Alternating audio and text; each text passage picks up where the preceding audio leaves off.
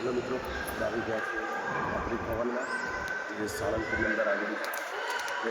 Hotel જેવું બાંધકામ છે, જે આપ જોઈ શકો છો.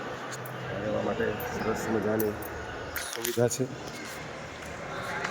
ભવ્ય બાંધકામ કરવામાં આવ્યું છે. આ જગ્યા તમે રાત્રે નિવાસ કરી શકો છો.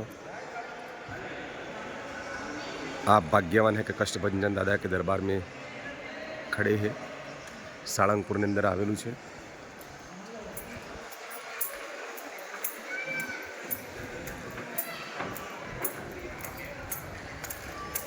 મિત્રો, જો તમે સાળંગપુર આવ્યા હોય અને તમારે રોકાવાની ઈચ્છા હોય નાઇટ, અહીંયા તમે રોકાઈ શકો છો.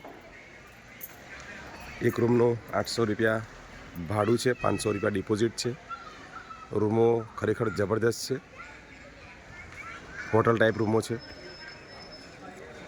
અમે આજે રાત્રે નિવાસ અહીંયા કર્યો હતો. જોરદાર સ્થળ છે.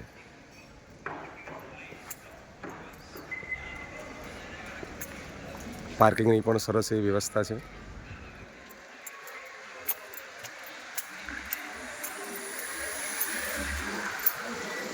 મિત્રો, તમારે રાત્રે નિવાસ કરવો હોય, સાળંગપુર આવવાનું હોય, સૌરાષ્ટ્ર બાજુ આવવાનું હોય તો તમે અહીંની મુલાકાત લઈ શકો છો.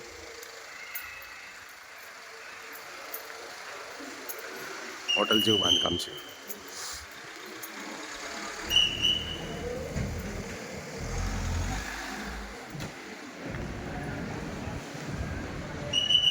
તો જરૂર તમે સાળંગપુરની મુલાકાત કરજો.